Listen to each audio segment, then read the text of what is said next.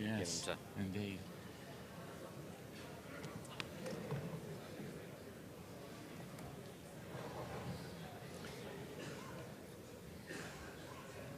Clearly the industry groups are all at it with the senior people. So. Yes, indeed.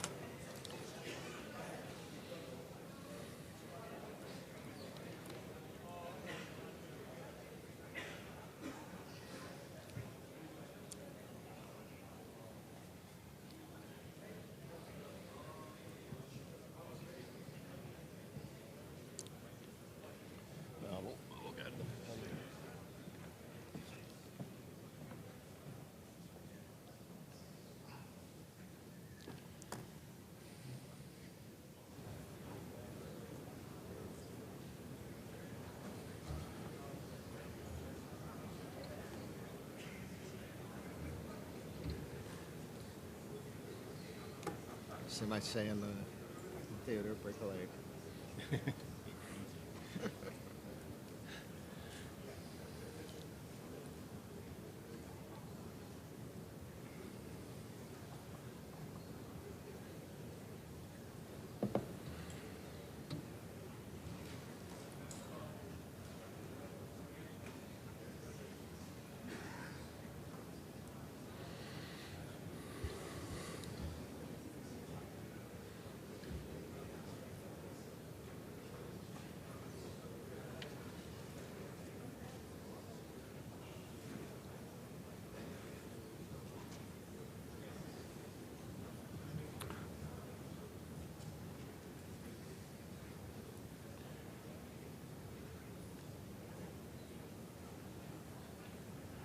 Ladies and gentlemen, good afternoon, welcome back and congratulations on coming back on time. It's my great pleasure this afternoon to chair the first session focusing particularly on the topic of the economics of sea power. And I am honoured to be able to introduce the first speaker for this afternoon, Professor Geoffrey Till, from the Corbett Centre of King's College London. I would tell you that while Professor Till's short CV is available in the conference program, he has one other distinction to his credit, and it actually reflects the contribution that he's made to naval thinking, maritime strategic concepts, and to understanding the nature of the naval problem. And that is that the Royal Navy recently conferred on him the distinction of Honorary Captain in the Royal Naval Reserve. I have refrained from suggesting that, in fact, he's out of rig. But I think that those of us who've known Geoffrey over the years and have admired and used his work can be confident that his continuing work, particularly with its focus on the Asia-Pacific, will also continue to influence and forward naval strategic thinking. So with that, may I hand over to Professor Geoffrey Till.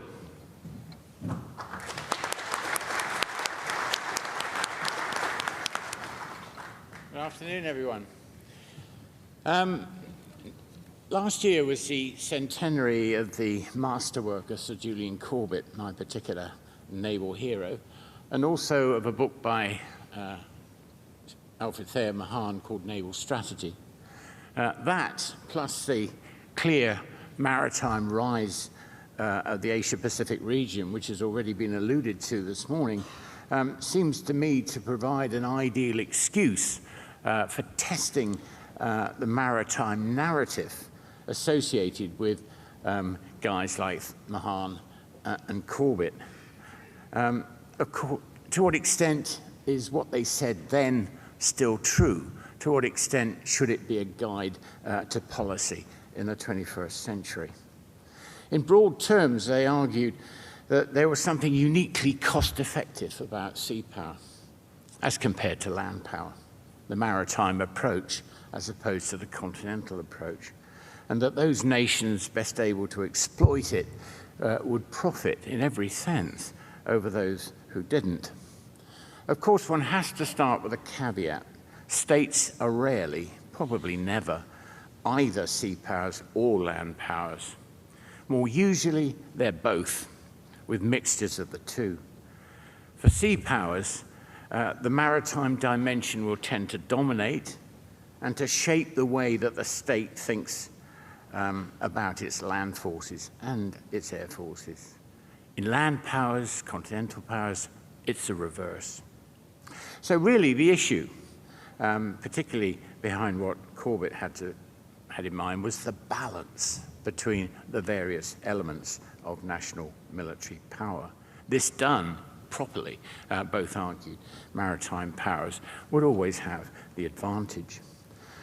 And that's really what the historic record, broadly speaking, seems to confirm, or at least so Mahan thinks, this famous quotation of his that you will all have come across.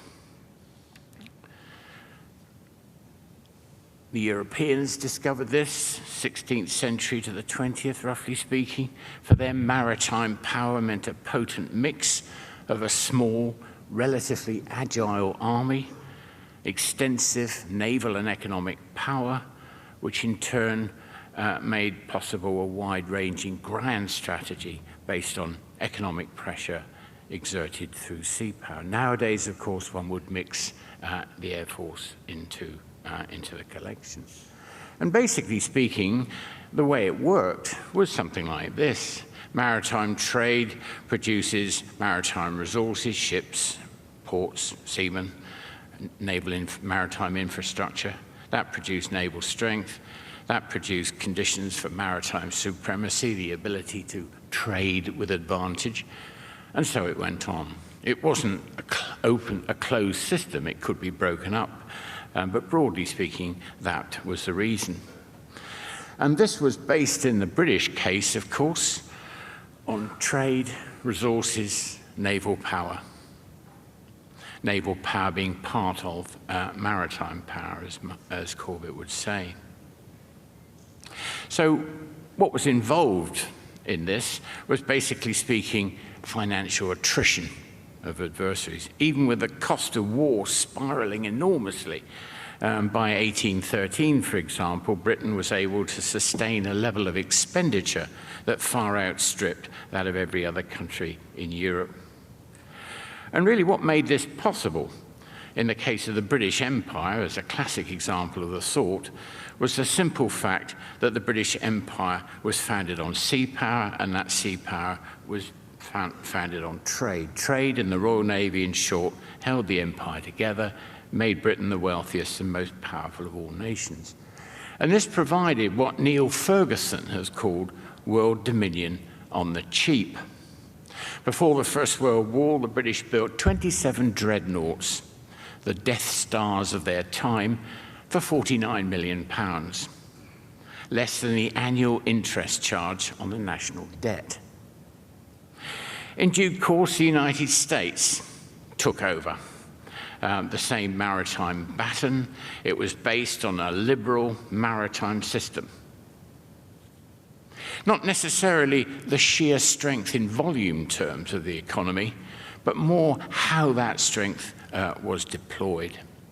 And this has led various people like Walter McDougall, for example, to argue that all truly grand and successful strategies have been essentially maritime, if not exclusively maritime. As an academic, I can almost add the word discuss afterwards for my students.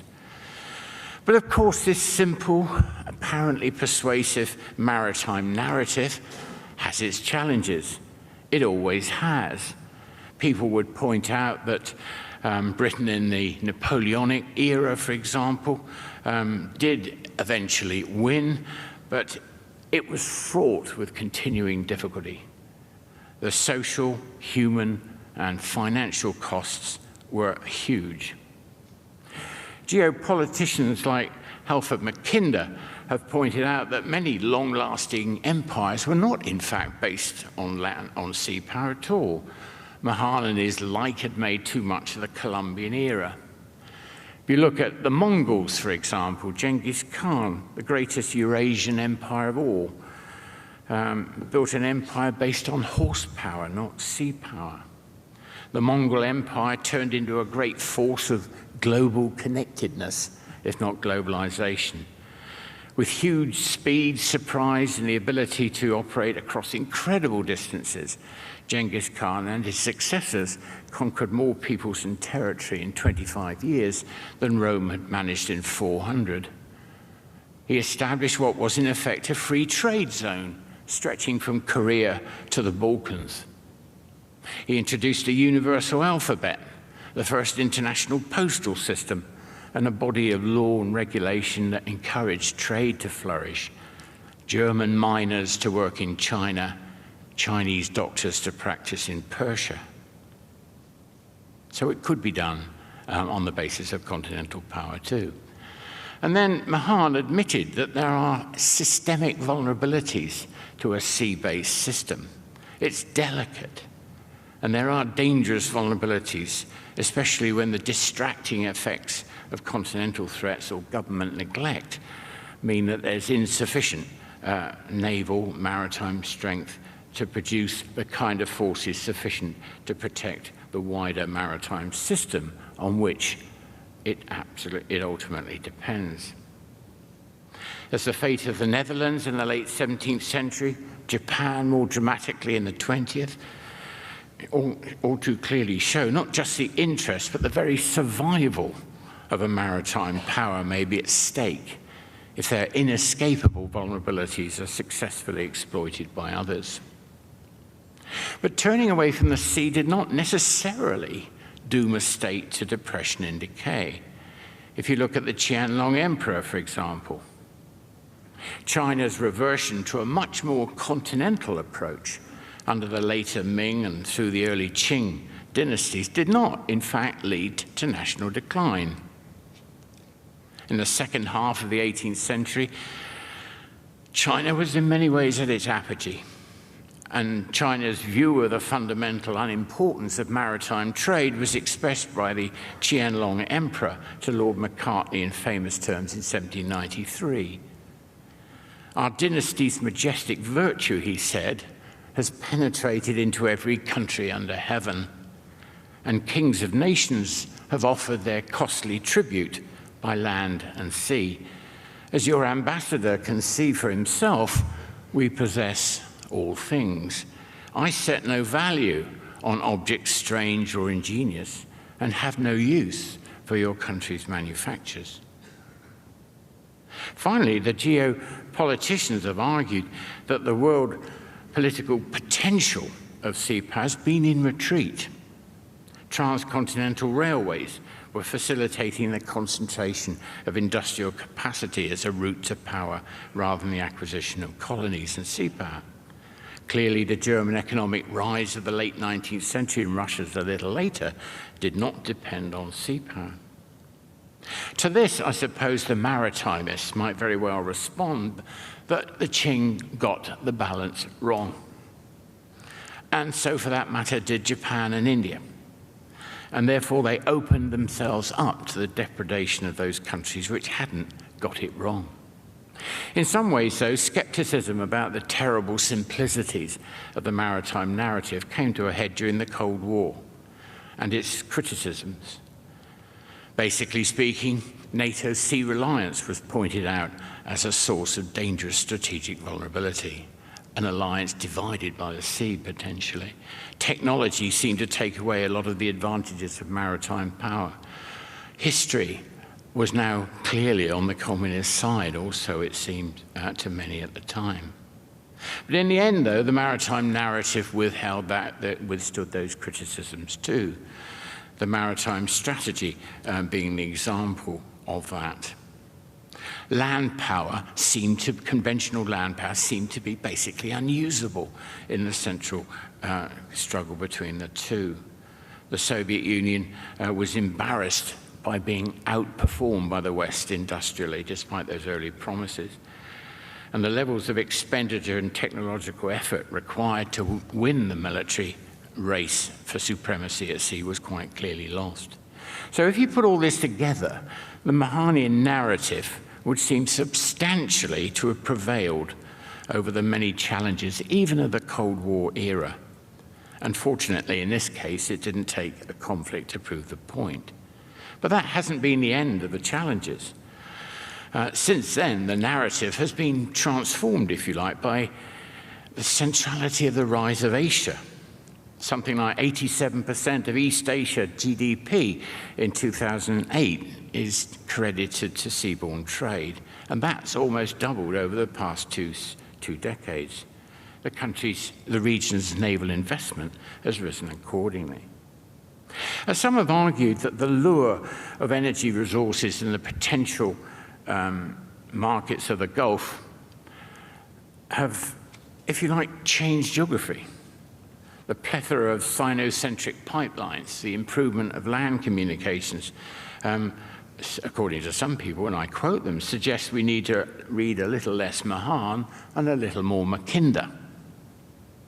It's a useful reminder that overland communications have been historically crucial too, and remain so. I don't think this case should be pushed too far.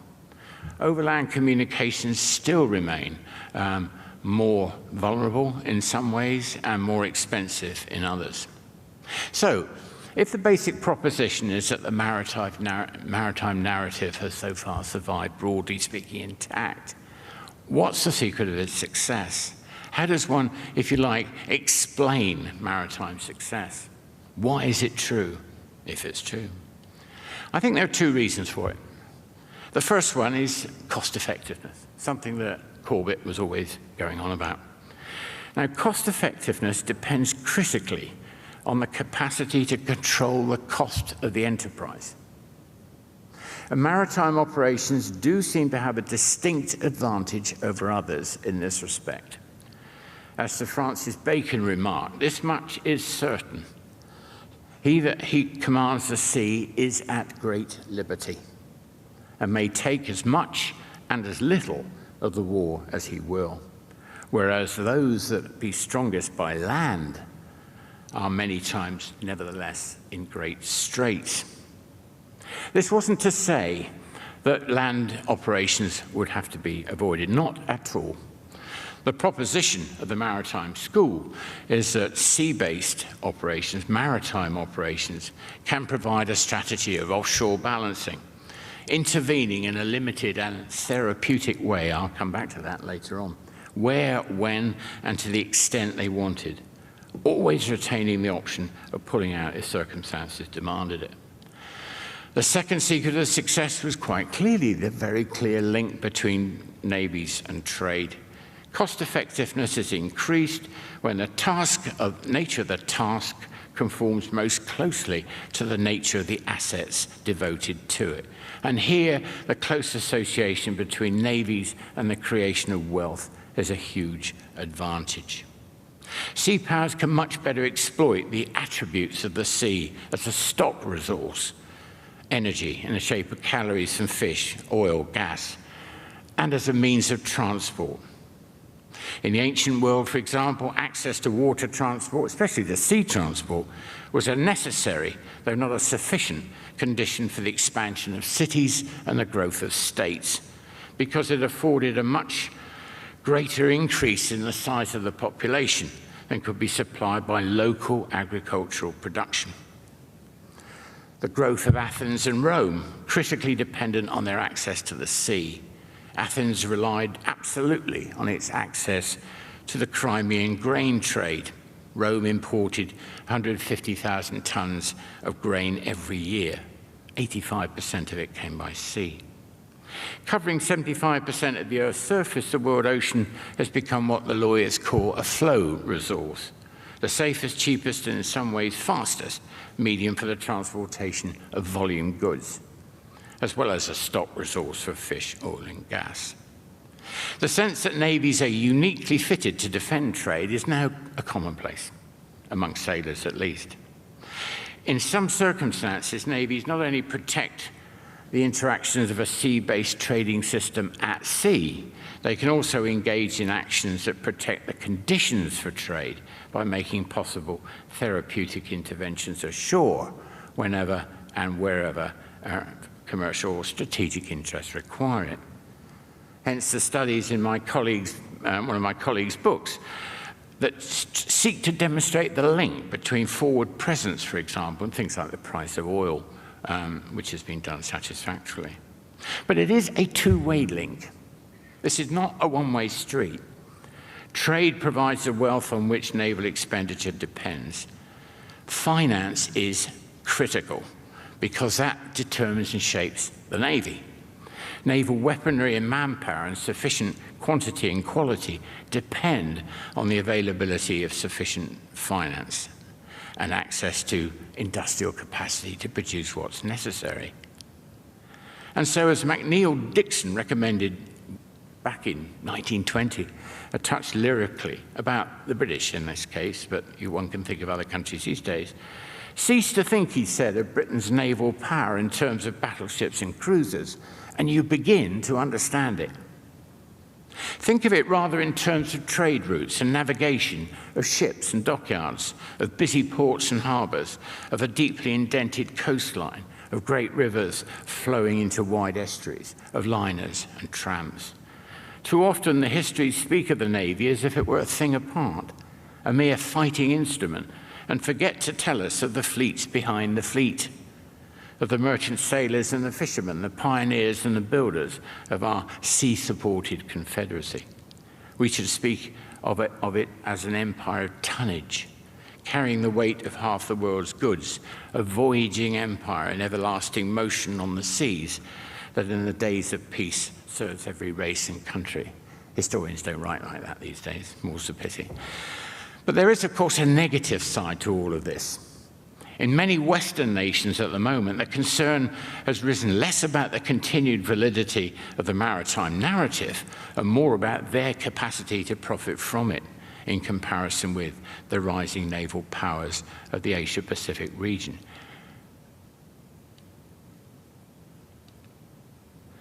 Change, if you like, is permanent.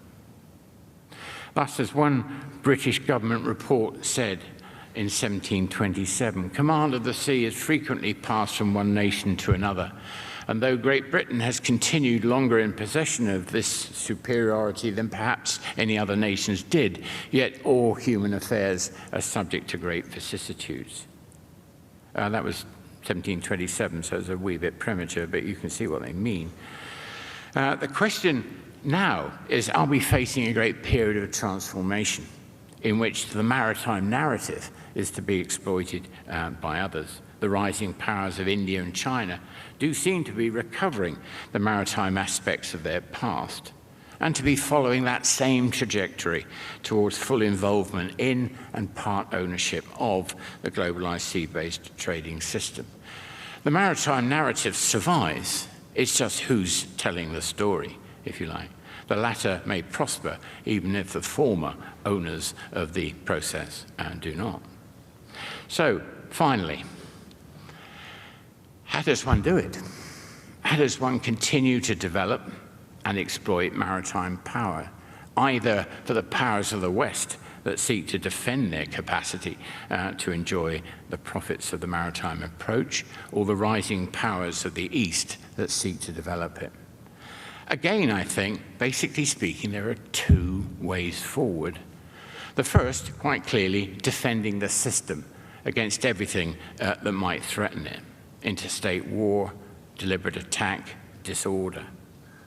And this requires, clearly, flexibility on the part of naval forces operating at and from the sea. Basically, the conditions for trade are now as important as the conditions of trade on the high seas. What happens in the littoral, in other words, is important if it has an impact on the system as a whole. And this requires navies to deter conflict, to prevent the onset of ruinous war, to head off unnecessary arms races, to accept a commonality of interest in the defense of the system, especially in situations of failing states, malign regimes, and international terrorism, and so on.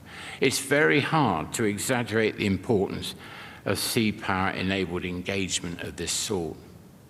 Specifically, system defense, if that's what we want to call it, requires having access to an appropriate force structure, what might be called full-spectrum naval diplomacy, and the capacity, where necessary, to conduct limited expeditionary operations ashore.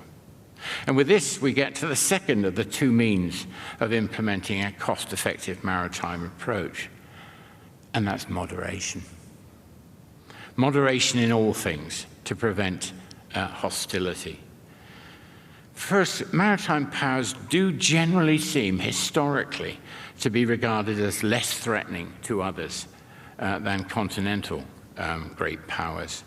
Norman Angell pointed out in 1915, for example, that the world feared German militarism, but not British marinism, because, and I quote him, marinism does not encroach on social and political freedom as militarism does.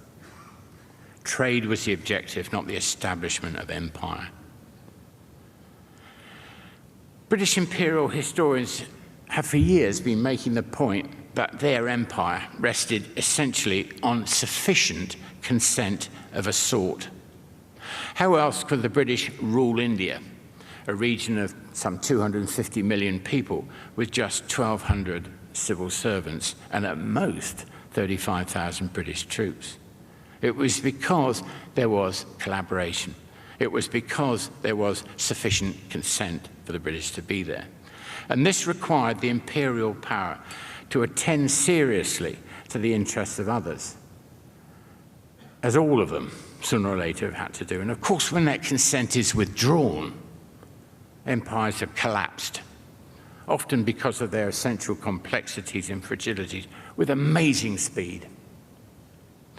Secondly, the maritime approach means avoiding, wherever possible, large-scale, cost-ineffective, land-centric campaigns, especially on the mainland of Europe. I quoted Walter McDougall before. I'm going to quote him again in a long quotation split up into 3 bits. This is the first bit. Japan enjoyed regional naval supremacy, indeed a sort of Japanese Monroe Doctrine from 1904 to 1937. But rather than seeing insular Japan as the Asian mirror of Britain and privileging naval power, the Mikado saw Japan as the Asian mirror of Germany and privileged the army. Hence, Japan exhausted itself in a suicidal bid for mainland empire. For another example, McDougall points to the British. One might even say the British, too, lost their maritime supremacy by engaging in 2 exhausting world wars on land. That's what broke them, not the costs of empire, the ruinous consequences of getting involved on the continent of Europe in the way they did. Those commitments meant, for example, that the British felt unable to send out to Singapore and the Far East the relatively small accretions of naval, air, and expeditionary land capabilities that would have made all the difference to the outcome of the Malaya campaign in 1941 and 42. It delayed the recovery of Singapore as well. Significantly, a gross shortage in the required level of shipping was amongst the major reasons for this, and nicely illustrates the adverse impact that the continental approach can have on the maritime. And this is McDougall's last warning. One might even wonder whether the United States is in danger of squandering its supremacy through a series of discretionary land wars in Europe. And what McDougall and people of his persuasion have in mind, of course, quite clearly, is things like Afghanistan, a landlocked country, primitive infrastructure, complex social characteristics, a traditional aversion to central government, and porous border regions abutting outside areas that support the insurgency to some extent. A fiendishly expensive, in every sense of the word, land transit phase through Pakistan. The enormous disadvantage of their associating with a regime seen as illegitimate by a disappointingly large proportion of the local population. Good strategy, a 21st century Corbett would say, is about making the best use of one's advantages and denying the adversary the ability to do the same. In Afghanistan-type counterinsurgency situations, this is extremely difficult. garrisoning long-term forces can become more part of the problem than the solution. The longer they stay, the worse the problem gets. Instead, the argument goes, the recent NATO operation in Libya is a much more effective, kind of cost-effective approach. It kept deaths on the coalition side to zero.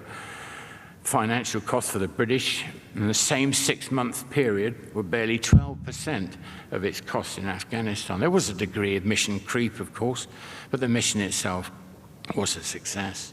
But the objection might be, as British Field Marshal Robertson in 1916 said, not his words, but that's what he meant, wars pick us, we don't pick them. We don't have the luxury of deciding which wars to get engaged in.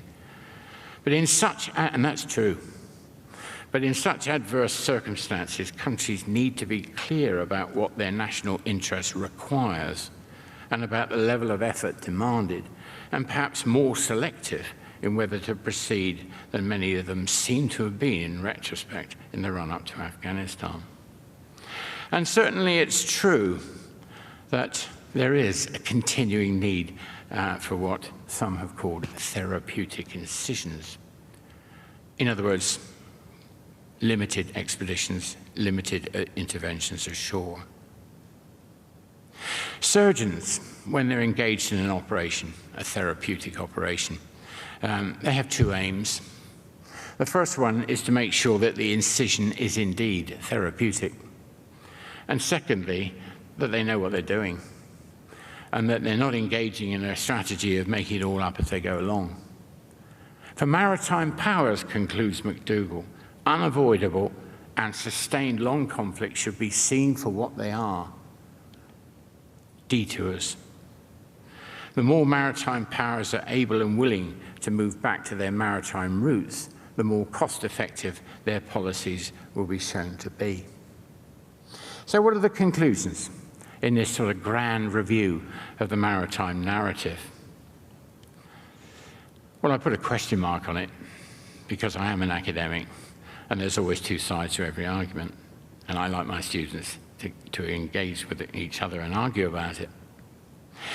Contemporary development suggests that the more these two basic maritime approaches, if you like, are adhered to, the greater the likelihood that Western maritime powers will be able to sustain their peace and prosperity with the maritime approach, and the rising powers of Asia to develop it.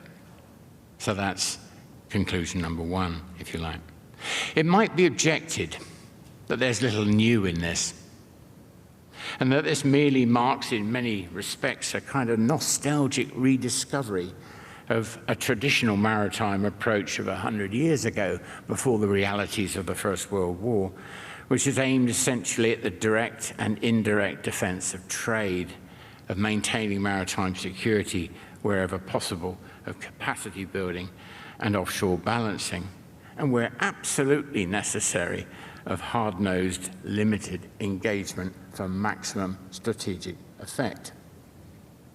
And I think that's true. This is not new.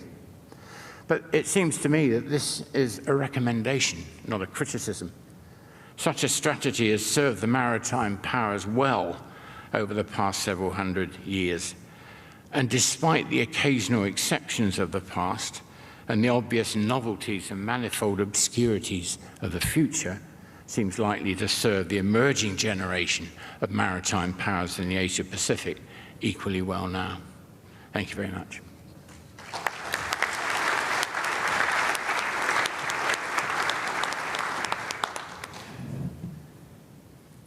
It's my pleasure now to introduce our second speaker, Dr. Sam Tancredi, with his case study on the relationship between the Australian and American experience and the benefits of that cooperation. I would say that he has had a distinguished naval career, including Sea Command, as well as being an equally distinguished analyst.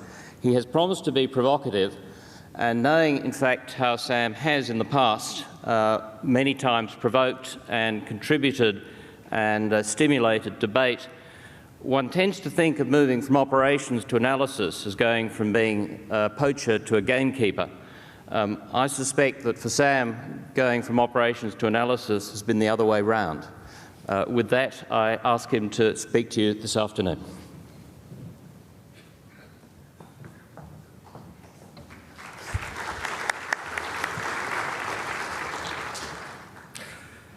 Australians are brilliant. You are brilliant people, and I compliment you, because if the security relationship between the US and Australia was a business relationship between two corporations, you would have business professors from major business schools here, Harvard, Stanford, Wharton, interviewing you and ask how you were to develop a partnership in which you get so much indirect and direct economic benefits as well as security benefits from. If it was a business relationship, you all would be lionized in the same way of a Warren Buffett or George Soros, or name your famous investor, as having an absolutely brilliant strategy, because you're able to leverage an investment that you have made, and it's not a small investment, into a relationship that develops for you and achieving objectives that far outweighs the actual investment. That's my message to you, and I begin by complimenting you all on what you have achieved in this.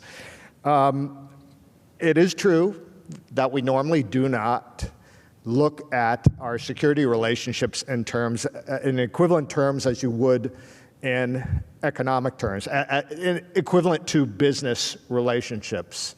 But I think in a lot of ways, because we do not do that, we do not understand the full relationship between the security cooperation we've developed, and the economic prosperity of Australia, the economic prosperity in turn of other nations, because we do not see it in a holistic manner. And I think one of the reasons that I'm invited here to speak, and I really appreciate being able to speak to you now, and being able to be with such a distinguished panel of two gentlemen that I respect, is because I'm trying to fulfill or give you ideas that kind of fulfill Admiral Griggs's view on how you explain the message out of the importance of maritime forces and of the Australian Defence Force to not simply the security, the physical security of Australia, but to the entire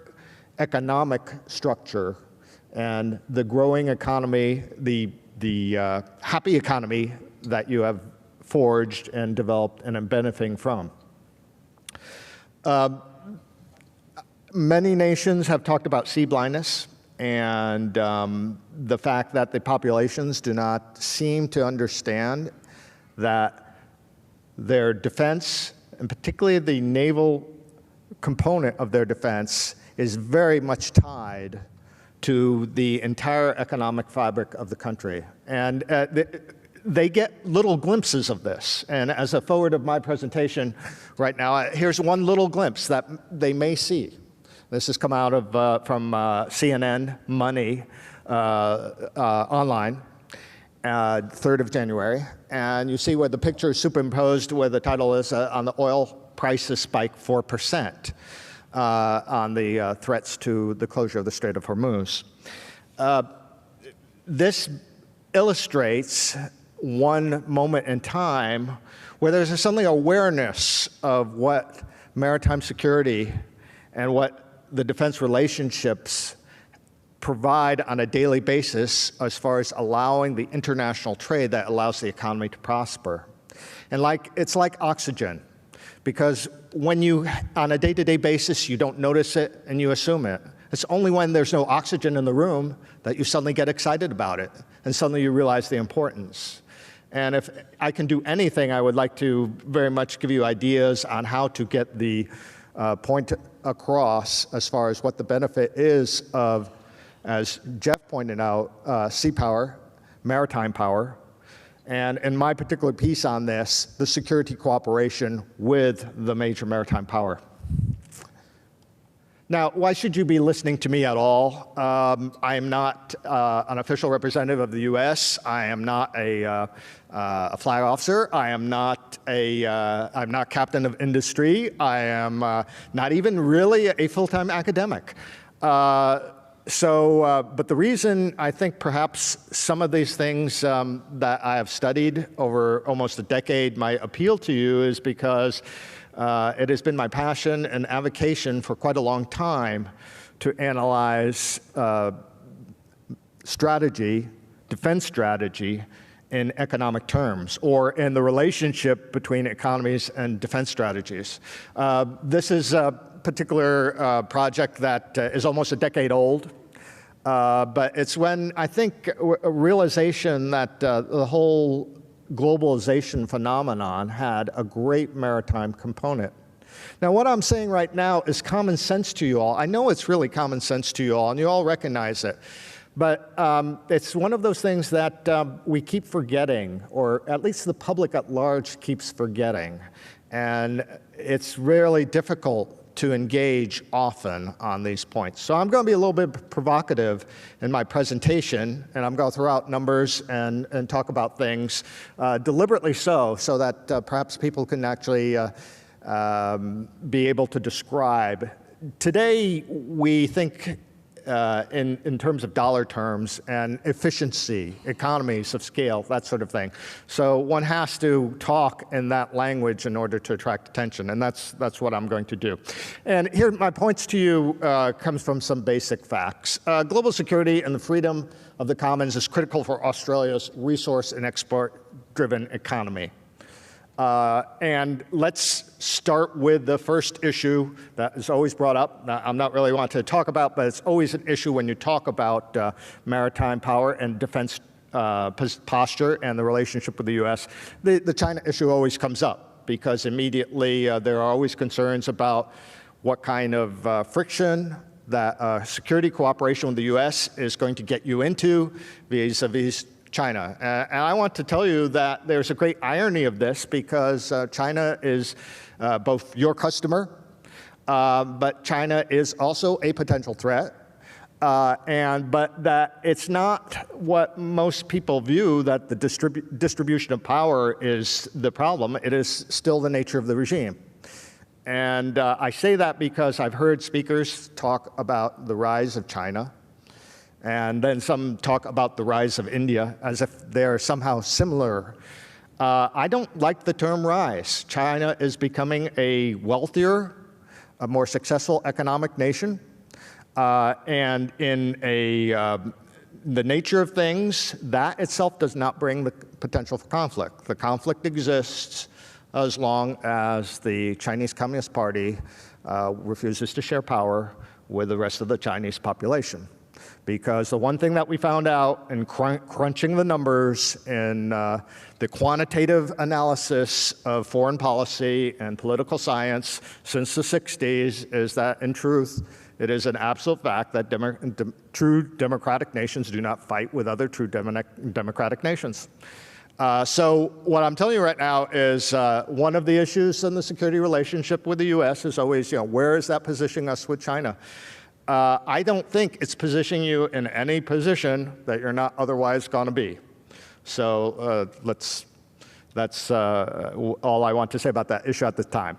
The Australia-U.S. Defense Alliance provides access to, and these are in Australia dollars, I would argue that it provides Australia access to $669 billion in security insurance, leverage from investment of Australian $26.5 billion.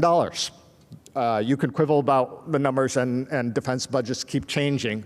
But basically, you are in the unique position, the brilliant position, as I said, of being able to gain the benefits of an alliance with an investment that, although in terms may seem rather large, is not an overwhelming, proportionally large aspect of the alliance itself.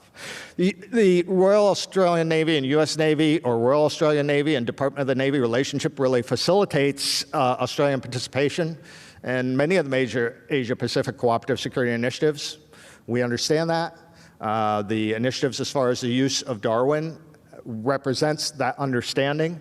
And that's one of the aspects of it. But at the same time, as I said, there are direct and indirect economic benefits. Australia is in the unique position of being the #1 foreign industrial participant in the U.S. naval shipbuilding program.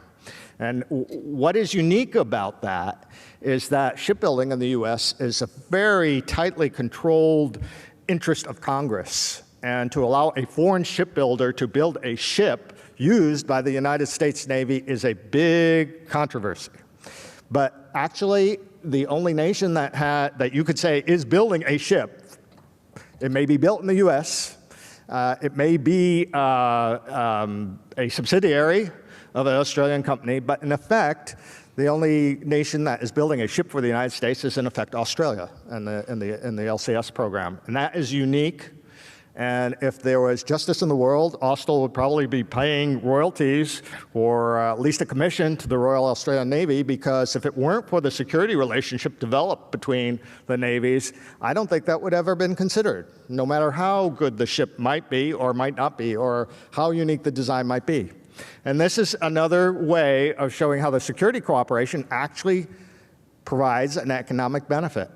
U.S. defense industry has directly invested, and this is a fairly low estimate, at least $1.2 billion in Australian industry in the past 10 years. Now, this figure comes from the public statements of public corporations, that is traded on the stock market. I have no idea, because private corporations do not need to release such statistics. I don't know what the real figure is, but I can tell you at least that the security relationship and the way that we have developed an international security cooperation is providing at least a significant investment into Australian industry coming from the U.S. Side. And this is something that is beyond simply the security cooperation, but this is something that I always like to point out to those who argue that defense spending is, of course, a drain on economic resources rather than an investment in the future of the country, that much of the long-term there's a longer-term impact. Much of modern civil technologies that we use today and take for granted are actually results of defense innovation. Easy example, internet, having worked its way through the original ARPANET, cell phones, which is actually based, some of the developments that Qualcomm and others utilized was actually directly from a Navy DAMA program, which is a means of satellite communications, GPS. All those came actually as investments in defense technology that became civilianized. This, again, is part of the economic benefits of defense programs, and in the case of Australia, economic benefits of the relationship with the U.S. Let me talk a little bit about comparisons when I'm talking about this relationship. And again, these are numbers that people might argue a bit, and you can read them. I will not read them to you, but I want to talk about two aspects that shows some of the in this comparison. Obviously, in the case of the U.S. and the size of the population, the size of the economy, many things that the U.S. does obviously is going to dwarf Australia. You have a population of 300 million as opposed to the 22.3 million, which were the estimates I was working with. There's great difference.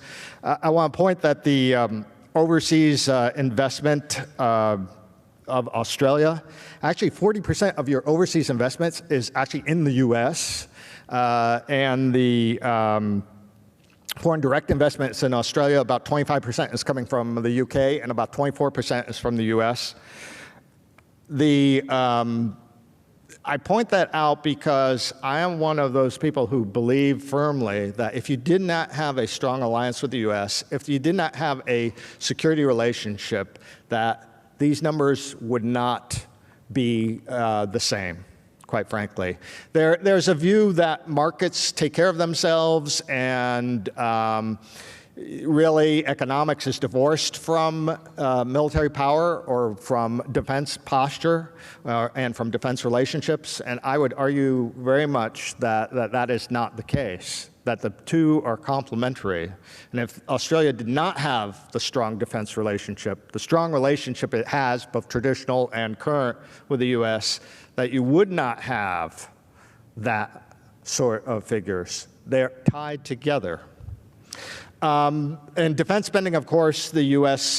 Dwarfs Australia, and likewise in personnel deployed overseas. These are figures that people can argue with, but the point of the matter is that in this contribution, my argument is that you are getting a very, very good deal out of the security cooperation relationship.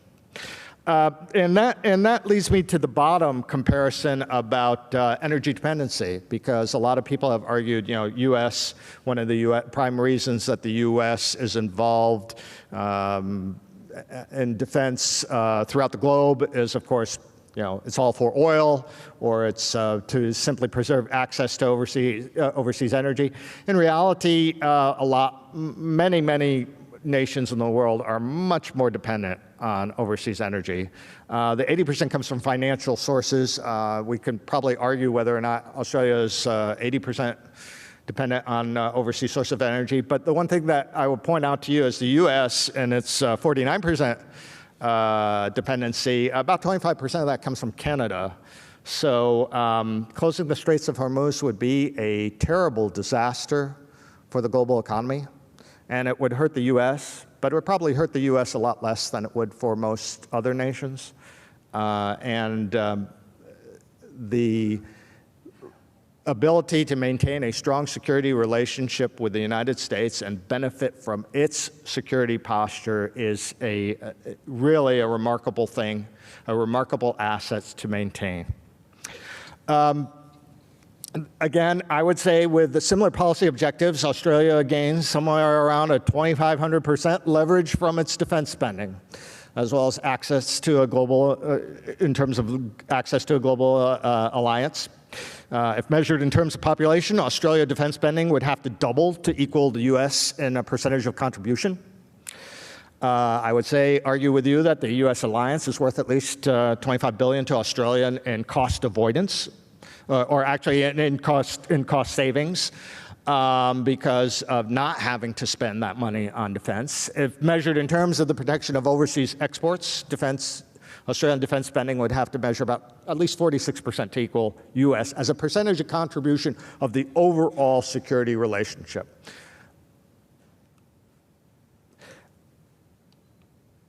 Now, the benefits is really moving aside from just numbers. The benefits in naval cooperation between Australia and the U.S. Are, in fact, of the highest order in the overall security posture for Australia. And one of the reasons, and I think Jeff alluded to this, is that maritime presence, quite frankly, is the most ready and least intrusive form of deterrence. And I think I would agree with what your Army Chief of Staff, your Army Chief of the Army stated, as far as maritime is more than just naval, and it represents a whole perspective on what the overall national strategy should be about. I would say the essential link for jointness is, in fact, maritime capability. And the two aspects that will always, the aspects that affect that is, of course, maritime forces, when they operate, do not normally infringe, in peacetime, do not normally infringe on anyone's sovereignty, and that they are forces in which a maritime partnership is fairly easy, relatively more easy to generate than land forces or other forces. It's just I don't know if you could argue it's the culture of the sea, or just the fact that navies are considered as less threatening instruments of power than others. But in fact, naval cooperation is a key way, and in fact, probably I would argue the most important way of security cooperation among partners in regions such as the Asia Pacific. And the reason for that is that naval forces can never be separated from their geoeconomic purposes. Jeff alluded to that. Navies and maritime forces constitute a form of economic insurance. And they do in a way because they provide the access to the global trade and the international system that is essential.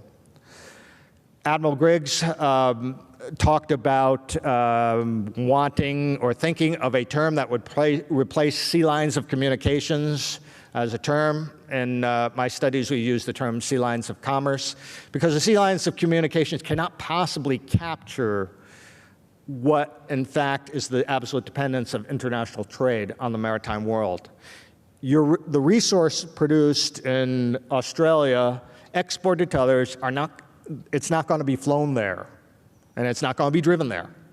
And it's going to travel one way, and it's a fact of geography, a fact of creation, that the maritime world is the means by which, in weight and volume, trade travels throughout this earth. And navies have the unique role of being created not simply to impose military power, but to preserve each nation possessing a navy's access to that trade, to avoid the situation where their oil prices spike because someone has actually closed a strait or actually cut off their access.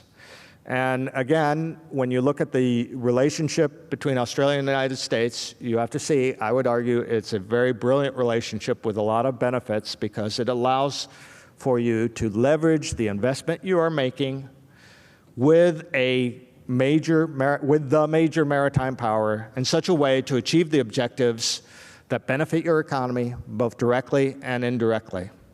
And I took off from various sources the argument that the Royal Australian Navy is the 15th ranking Navy. Perhaps it's higher, I don't know. It's a question on how you evaluate it, but I think the leverage of that size Navy with the great interoperability that you've achieved with the US is developing a power that an influence on the global system in both security and economic terms that vastly outweighs, or I wouldn't say vastly outweighs in economic terms, the economic investment. What are some of the benefits for the Royal Australian Navy directly? You know this, the weapon systems in development and economies of scale. Why should Australia go for, say, or any nation go for the Joint Strike Fighter, even if it may have problems and stuff? It's because you're interested in economies of scale. We all are. There are a lot of people that argue that when you tie yourself to the United States or any major alliance of this, both in terms of systems and interoperability as well as simply policy or operations, that you're giving up a great deal of freedom as far as designing your own systems. That is true, but that freedom costs a lot of money. And in terms of what you achieve through the economies of scale, it seems that the investment you have had in the relationship is paying great, great dividends. There are cooperative programs, there's shared designs, there's technical assistance, personnel training, combined and joint exercises. All this adds up to cost savings, cost avoidance, technology transfer, and knowledge diffusion that benefits Australia's economy as well as its security posture. There are also issues to this. Every relationship has issues that come to it. In terms of direct systems acquisition, there is some increased costs. People don't like FMS surcharge. If you're familiar with that as foreign military sales to the U.S. Surcharge. But I think if you actually do the calculations, you'll find that economies of scale and the access to the logistics pipeline with these systems actually weighs out that additional cost. effect on domestic industries. My message to you is I think that the access that Australian defense industries get to the U.S. market and the investment that U.S. industries are making into Australia vastly outweighs any negative effects it might have on domestic industries. The market here in Australia for high-tech military systems is simply too small for major companies to invest a great deal of money unless they are partnering with another nation, in other words, the United States, that has a market that can sustain great economies of scale. And that's what part of what the security cooperation relationship brings.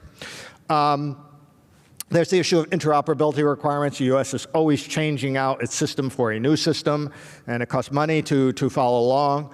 But ultimately, I think that following along does increase the capabilities and also increases the economic leverage. Participation in that process of continuous development is a benefit to Australia.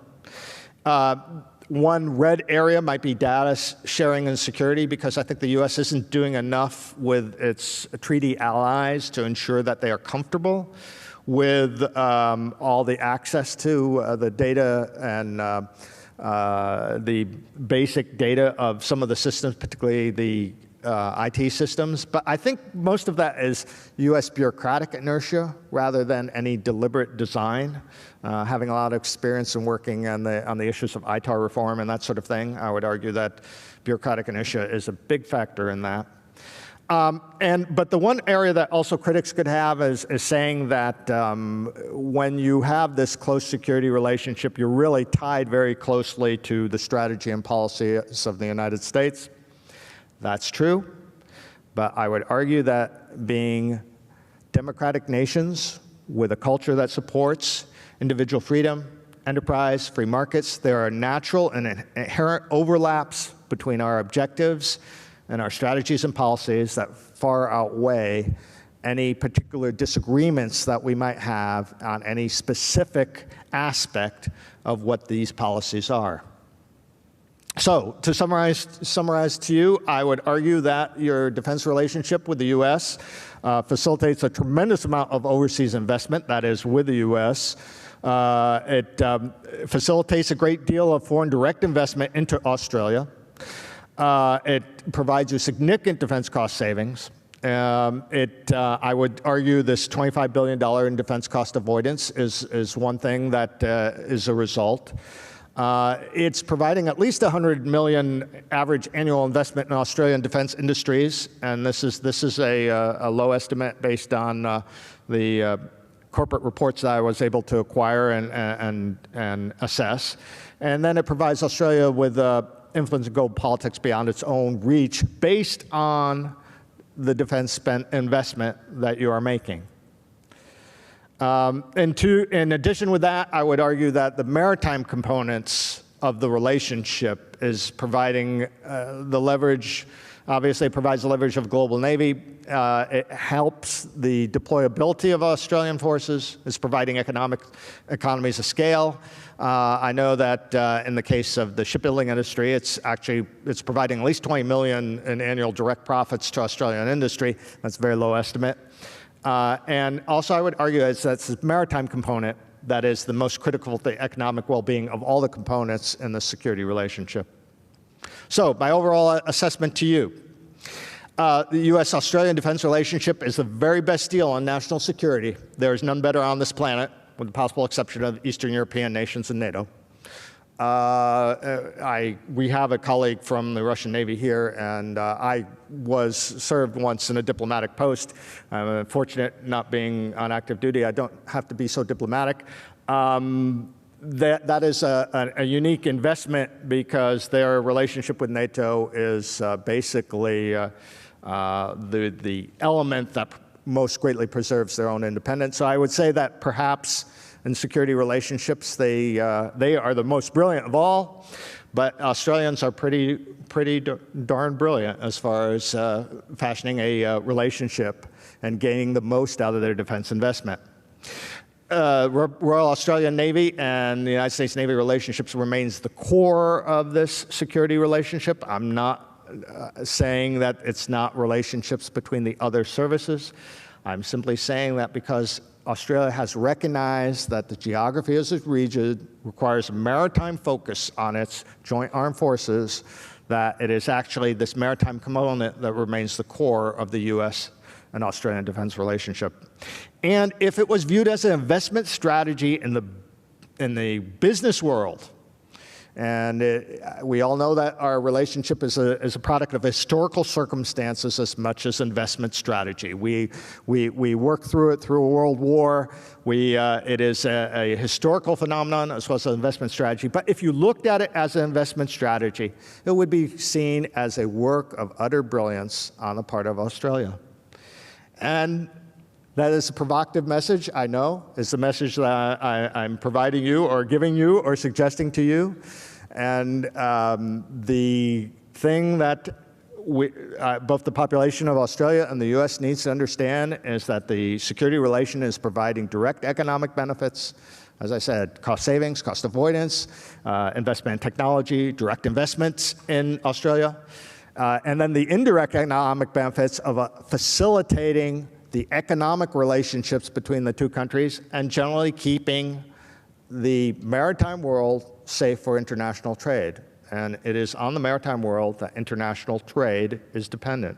Yes, dollar amounts in the financial world may travel along electrons, and we may shift investments through electronic means, but we still have no other means except the maritime world to transport resources from one spot to the other in bulk, weight, numbers. And it is my great pleasure to address you. I appreciate the opportunity, and hopefully I've given you some ideas, and I recognize being deliberately provocative, but based on the theme of what the Royal Australian Navy's contribution is to security and prosperity, I would like to point out that the relationship you have forged with the United States, particularly with the Department of the Navy and with the U.S. Armed Forces, is one of those aspects that is delivering you a lot of good, very positive, direct and indirect economic benefits. Thank you.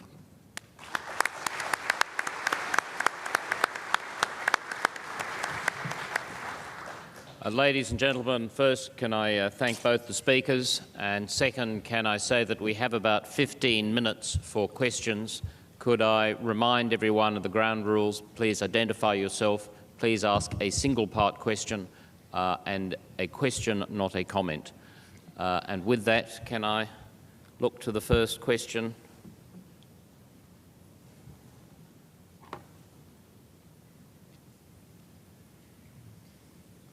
Professor Till, I'm Tim Coyle from the Department of Defence. You made the case for maritime campaigns against land campaigns and indicated the drastic consequences of a continued land campaign. How in the future do we withdraw from extended land campaigns? How do we convince our politicians that extended land campaigns should be avoided in favour of maritime expeditionary forces or however? Thank you. Good question. It seems to me that the arguments in the West, in the UK, in the United States at any rate, are actually fairly easy to make now in the immediate aftermath of Iraq and Afghanistan. I believe it was the former US Secretary of Defense who made reference to, I think it was MacArthur's original statement back shortly after the Second World War, that anybody who contemplates a long land war on the Asian landmass needs his head examined, was the phrase he used. And I think at the moment that there's a sort of trend of opinion away from a future engagement of that sort, which means that, in a sense, the maritime narrative, if you like, is at the moment pushing on an open door. And I think it's also interesting to see that this isn't just a conclusion that is being drawn by those who directly participated in those two conflicts. It's also a conclusion being drawn increasingly, it seems to me, by the rising powers of the Asia-Pacific region as well. This isn't to say that sometimes things like that are historically necessary, that they're unavoidable. I made that famous quotation about, wars pick us, we don't pick them. And that in some instances, historically has been the case, and in the longer term may well become the case in some darker, bleaker future. But at the moment, it seems to me that I think the general conclusion that most people come to is that this isn't a contingency seriously to be apprehended in the immediate term, at any rate. That being the case, it seems to me that the maritime narrative is just, as I said before, likely to be pushing on an open door. But in those cases, I think in the UK, the Chief of Defence Staff is the current one actually, is contemplating writing a book, I gather, about Britain's approach to the Afghanistan conflict, in which he will conclude, I think, that broadly speaking it was justified, and B, that it's now coming right, but that an awful lot of mistakes were made. And that, in effect, if you do have to engage on a detour, you have to get your map reading and navigation, your estimate of the forces required to do the job that you want them to do right, or more correct than most of us did last time. So in other words, when you have to do it, you have to do it with fully knowing what you're doing. Neil James from the Australia Defence Association. My question is for Dr. Tangredi. In light of his provocative presentation, would he like to make some provocative reflections on how most Australians don't see their relationship with the United States as a bargain? They see it as a burden, and most Americans probably don't think about it at all.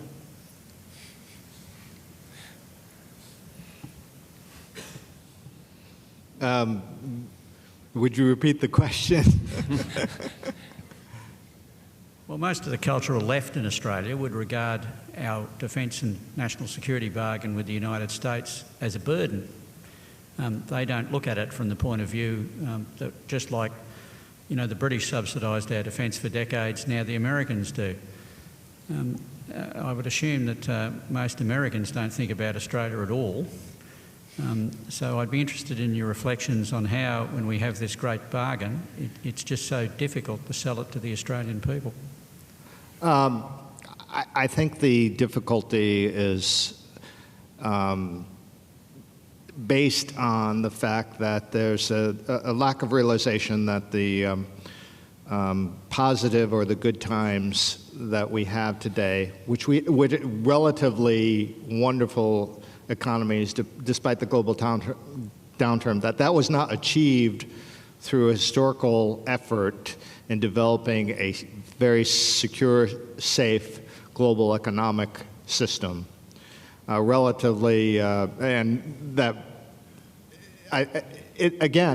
very difficult for people to understand that if the situation were slightly different, if it was a routine aspect of international politics for nations to close, for example, straits, to cut off trade in one way or another physically, we wouldn't have a global economy. We would not have the global economy we have.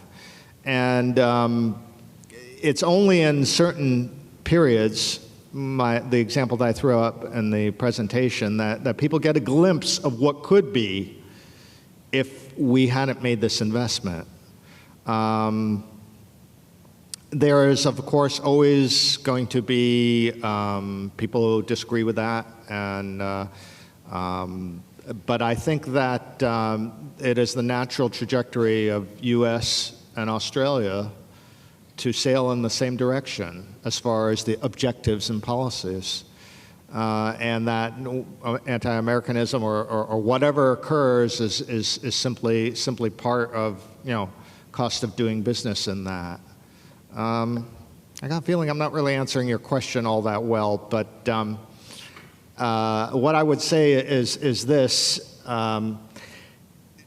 We talk, the language in terms of understanding of the world is now a very business-oriented language, which is why I'm trying to pitch the presentation, why my presentation was in that format and trying to talk that language. And I think to convince the public of the value of defense investments, we have to start talking that language and emphasizing that.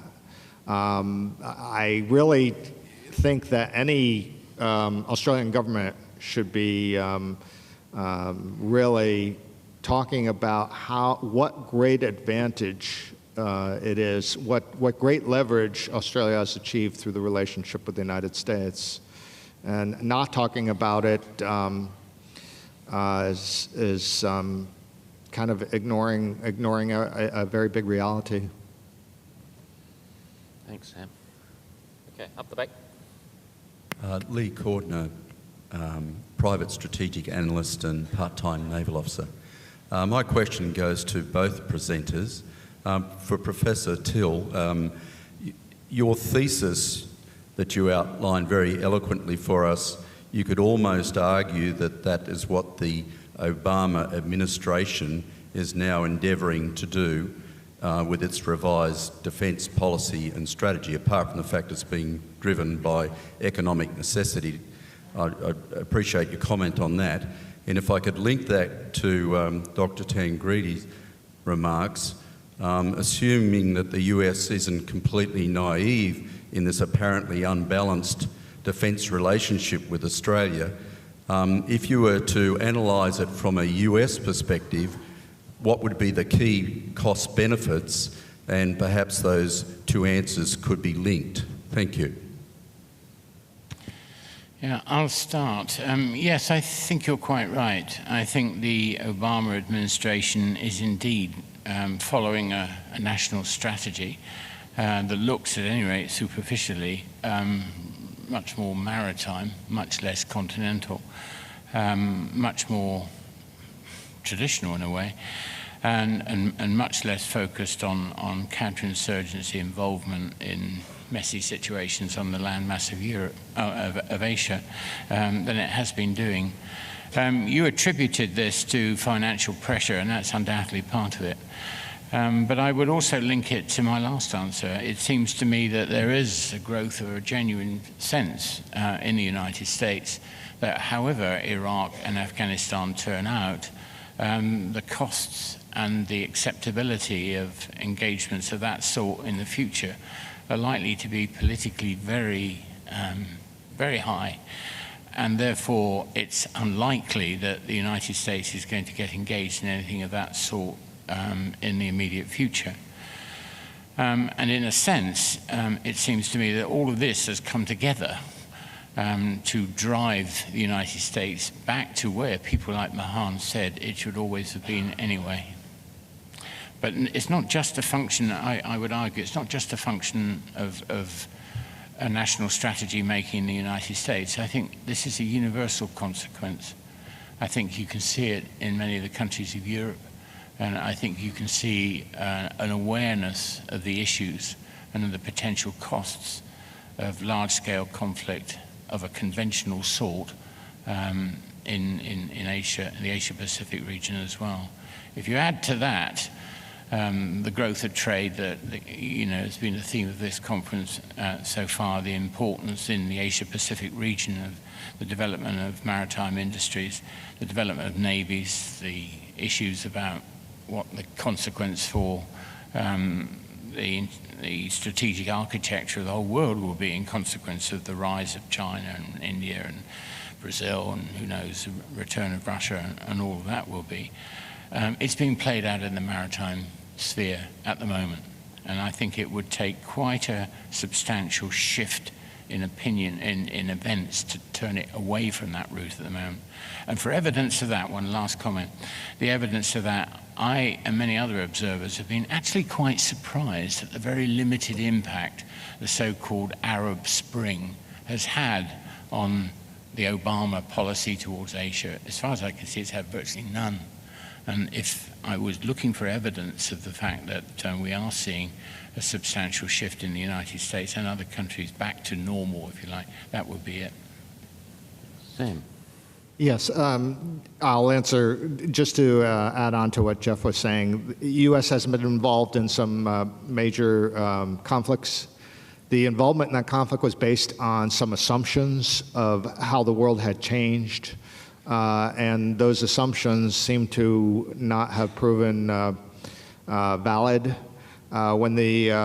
I believe that when the Bush administration first decided to get involved in removing Saddam Hussein in Iraq, their model for that was Eastern Europe. They thought that merely no one expected a major long-term conflict there. If you simply remove the tyrant, then the people will institute democracy, people will dance in the streets, and poets would be elected as presidents. And that was a very naive reading, perhaps, of the cultural milieu of the Middle East. I think that sort of thinking has been at least pushed aside for some time. So that's one of the elements of why the U.S. would not be interested in being involved in those sorts of interventions. Now, as far as from the U.S. point of view, the U.S. has, for the past 50 years, the U.S. has made an oversized investment in defense. And there has been many arguments about how, at least within the U.S., that we carry along a lot of free riders, or that other nations are benefiting, or they're not paying their share. But the reality is, as long as the U.S. dollar is the world's reserve currency, then the U.S. is getting plenty of benefits by being the security leader of the global coalition.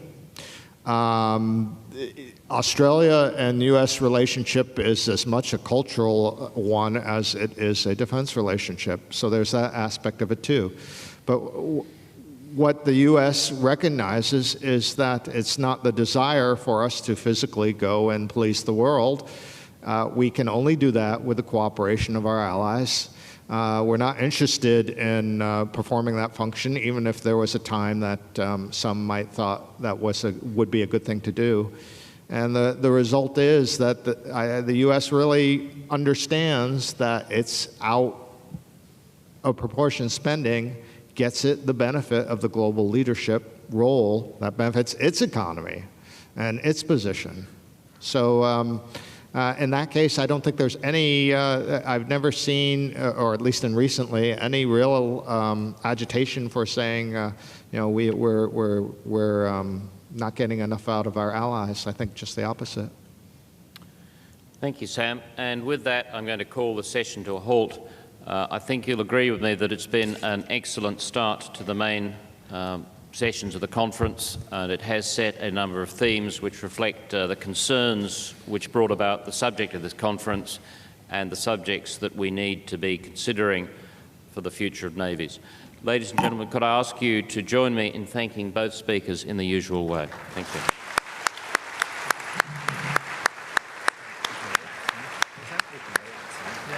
And if I may turn to logistics, you have half an hour for afternoon tea and looking at the exhibition.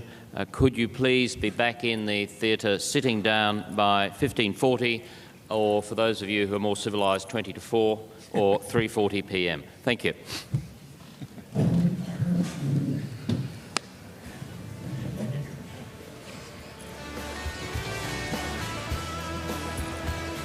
Thank you both.